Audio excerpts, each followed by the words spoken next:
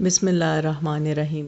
اللہم کن ولیک الحجۃ ابن الحسن صلواتک علیہ وعلی آبائہ فی ہذہ الساعۃ وفی کل ساعۃ ولیا وحافظا وقائدا وناصرا ودلیلا وعینا حتی تسکنہ ارضک طوعا وتمتعہ فیہا طویلا برحمتک یا ارحم الراحمین۔ اللہم صلی علی محمد وآل محمد وعجل فرجہم۔ السلام علیکم کنیزان زہرا و منتظرین امام زماں۔ آج امام زین العابدین علیہ السلام کا تعارف اور کچھ واقعات ان کی زندگی سے آپ کے ساتھ شیئر کروں گی۔ امام زین العابدین علیہ السلام 15 جمادی الاول 38 ہجری میں پیدا ہوئے اور 25 محرم الحرام 95 ہجری میں شہادت پائی۔ امام زین العابدین علیہ السلام کا نام علی علیہ السلام تھا۔ کنیت ابو الحسن ثانی ابو محمد ابو القاسم تھی۔ لقب زین العابدین، سجاد اور سید الساجدین تھا، اور آپ کو بیمار کربلا بھی کہا جاتا ہے۔ آپ کے والد گرامی امام حسین علیہ السلام ہیں اور آپ کی والدہ معظمہ حضرت شہر بانو سلام اللہ علیہ ہیں۔ آپ کے دادا محترم حضرت علی علیہ السلام ہیں اور نانا محترم حضرت یزدجرد ہیں۔ آپ کی تاریخ ولادت باسعادت 15 جمادی الاول 38 ہجری ہے۔ مقام ولادت مدینہ منورہ ہے۔ آپ کا نام امام علی علیہ السلام نے رکھا اور آپ خاندان بنو ہاشم سے ہیں۔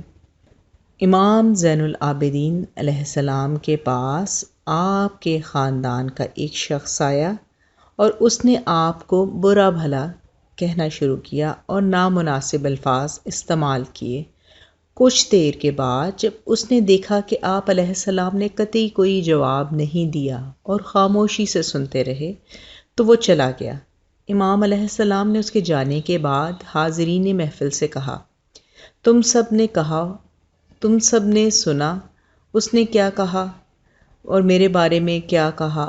اب آؤ ہم اس کی طرف چلیں تاکہ تم میرا جواب بھی سن لو۔ چنانچہ آپ علیہ السلام ان لوگوں کے ہمراہ اس شخص کے گھر پہنچے اور اسے آواز دی۔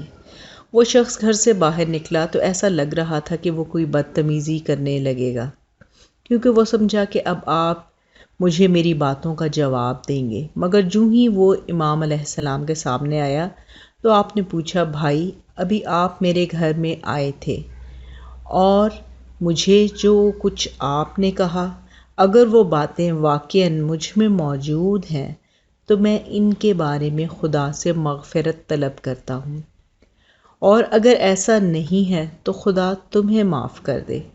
یہ سننا تھا کہ وہ شخص آپ علیہ السلام کے قدموں میں گر پڑا اور معافی مانگنے لگا اور آپ علیہ السلام نے اسے معاف کر دیا۔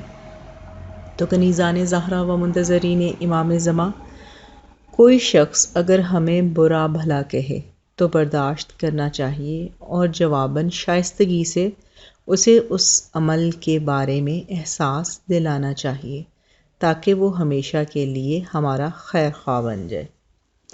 ایک دوسرا واقعہ جو امام زین العابدین علیہ السلام سے منسوب ہے۔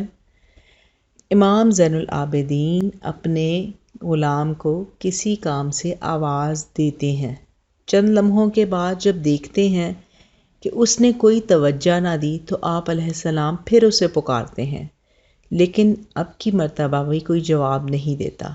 چنانچہ جب آپ تیسری مرتبہ آواز دیتے ہیں تو اس نے لبیک کہا، تو آپ نے پوچھا کہ کیا تم نے میری آواز پہلے نہیں سنی تھی؟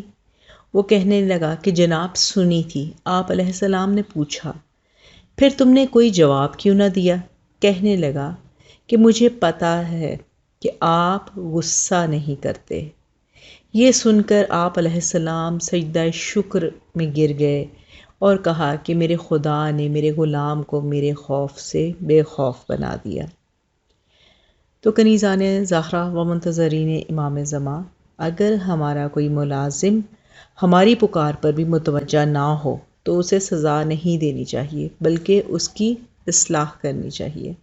ملازمین کے ساتھ ایسا برتاؤ کریں کہ وہ آپ کے بارے میں اچھے خیالات رکھیں اور آپ سے محبت کریں۔ ہر وقت شکر الہی بجا لائیں کہ جس نے آپ کو نیکیوں کی توفیق دی اور آپ کی وجہ سے لوگوں کو امن و سکون ملا۔ ایک اور واقعہ امام زین العابدین علیہ السلام سے اس طرح منسوب ہے۔ رات آدھی سے زیادہ گزر چکی تھی، مدینہ کے تمام لوگ سو چکے تھے۔ ایسے میں ایک گھر سے ایک شخص برآمد ہوتا ہے جس کے کندھے پہ کوئی بھاری سامان لدا ہوا ہے۔ یہ شخص کچھ دور تک چلنے کے بعد ان گھروں کا دروازہ کھٹکھٹاتا ہے جو یتیم، مسکین اور غریب و نادار ہیں۔ جو ہی گھر کا دروازہ کھلتا ہے کچھ سامان اور رقم وغیرہ وہ شخص صاحب خانہ کے حوالے کر دیتا ہے اور پھر آگے چل پڑتا ہے۔ صاحب خانہ اس شخص کو پہچاننے کی کوشش کرتے ہیں کہ آخر یہ کون نیک دل شخص ہے جو اس طرح ان کی مدد کر رہا ہے، لیکن رات کی تاریکی اور منہ پر کپڑا ہونے کی وجہ سے پہچان نہیں سکتے۔ یہ سلسلہ مختلف انداز سے کئی سالوں تک جاری رہتا ہے، یہاں تک کہ مدینہ میں جب امام علی زین العابدین علیہ السلام کی شہادت واقع ہو جاتی ہے تب وہ لوگ جان پاتے ہیں کہ ان کی ضروریات کو پورا کرنے والا شخص آپ علیہ السلام ہی تھے۔ جب ہم کسی کی مدد کریں تو لوگوں کو دکھانے کی نیت سے نہ ہو بلکہ جہاں تک ممکن ہو پوشیدہ طور پر۔ تو کنیزان زہرا و منتظرین امام زمان، امام زین العابدین علیہ السلام کی حالات زندگی سے ہمیں یہ پتہ چلتا ہے کہ جب ہم کسی کی مدد کریں تو لوگوں کو دکھانے کی نیت سے نہ ہو بلکہ جہاں تک ممکن ہو پوشیدہ طور پر اس طرح سے مدد کی جائے کہ خود مدد حاصل کرنے والا بھی درست طور پر نہ جان سکے کہ اس کا محسن کون ہے۔ یہی ائمہ معصومین کا طرز عمل ہے۔